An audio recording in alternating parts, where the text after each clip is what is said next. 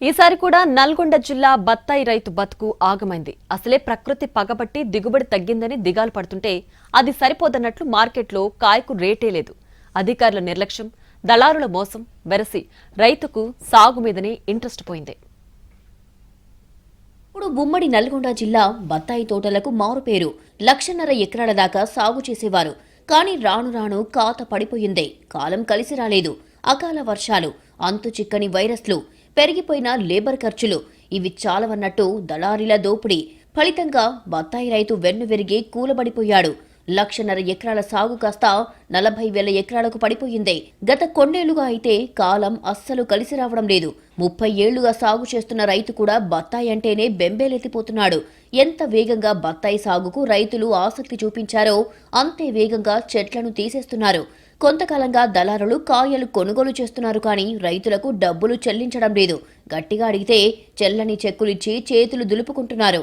తీరా ఆ చెక్కులు కూడా బౌన్స్ అవ్వడంతో రైతుల ఆవేదన వర్ణనాతీతం.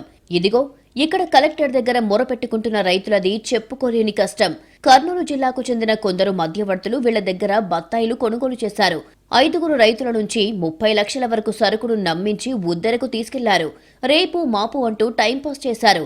గట్టిగా నిలదీస్తే చెక్కులు రాసిచ్చారు. అవి బ్యాంకులో వేస్తే బౌన్స్ అయ్యాయి. ఏం చెయ్యాలో తెలియక రైతులంతా ఎస్పీని కలిశారు. కలెక్టర్ని కలిసి మొరపెట్టుకున్నారు. 7 నెలల నుంచి ఇదే వరుస. మేము సిఐ గారికి గెలిచినాం, ఇక్కడ ఎస్పీ సార్కు కూడా గెలిచినాం, మన మంత్రి సార్కు కూడా లెటర్ ఇవ్వడం జరిగింది.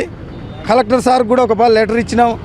అదేవిధంగా మాకు ఏ న్యాయం ఇంతవరకు ఏం జరగలేదని మేము అందరు కలిసి న్యాయం చేయాలని మేము కోరుకుంటున్నాం. గత సీజన్లో ఎడాపెడా వానలు, వైరస్ వచ్చి కాత కాయలేదు. ఈసారి కూడా పంట తక్కువే వచ్చిందే. గతంతో పోలిస్తే దిగుబడి కూడా తక్కువే. లేబర్ ఖర్చు పెరిగిందే, పురుగు మందుల ఖర్చు పెరిగిందే. అందుకు తగ్గట్టుగా మాత్రం మార్కెటింగ్ పెరగలేదు. నల్గొండలో బత్తాయి మార్కెట్ ఉంది, కానీ సరైన మార్కెటింగ్ సదుపాయం లేదు. దాంతో దళారీలు తోటల దగ్గర వాలిపోతున్నారు. అడ్డికి పావు షేరు రేటు పెట్టి కాయ కొనుగోలు చేస్తున్నారు. రైతులు కూడా ట్రాన్స్పోర్ట్ తిప్పలు తప్పుతాయని ఎంతో అంతకు అమ్మేసుకుంటున్నారు. అది కూడా ఉద్దరకు. ఈ బాధలన్నీ పోవాలంటే మార్కెట్ను పునరుద్ధరించాలని రైతులు కోరుతున్నారు. మార్కెటింగ్ వ్యవస్థ మీద కోఆపరేషన్ చేసి, మనకు ఆల్రెడీ బత్తాయి మార్కెట్ ఉంది నల్గొండలో, ఆ బత్తాయి మార్కెట్ పునరుద్ధరించి చక్కగా నడిపిస్తే కొంత రైతులకు మేలు జరిగే అవకాశం ఉంది. ఈ దళారీ వ్యవస్థ నుంచి కూడా మనం కాపాడుకోవడానికి ఛాన్స్ ఉంది. ఎందుకంటే తోటల దగ్గరికి వచ్చి వాళ్ళు అనుకున్న రేటు కొన్న తర్వాత టైంకు ఇన్ టైంలో పైసలు ఇవ్వకపోవటము రైతులను చాలా ఇబ్బంది పెడుతుర్రు. ఇది అధిగమించి రైతులు సరిగా వ్యవసాయం చేసుకోవడానికి, ఉన్నతంగా ఎదగడానికి అవకాశం ఉంటుంది. కాబట్టి బత్తాయి మార్కెట్ని పునరుద్ధరించాల్సిన అవసరం ఎంతైనా ఉంది. నిజానికి ఈ ప్రాంతంలో జ్యూస్ ఫ్యాక్టరీ ప్రతిపాదన చాలా రోజులుగా ఉంది.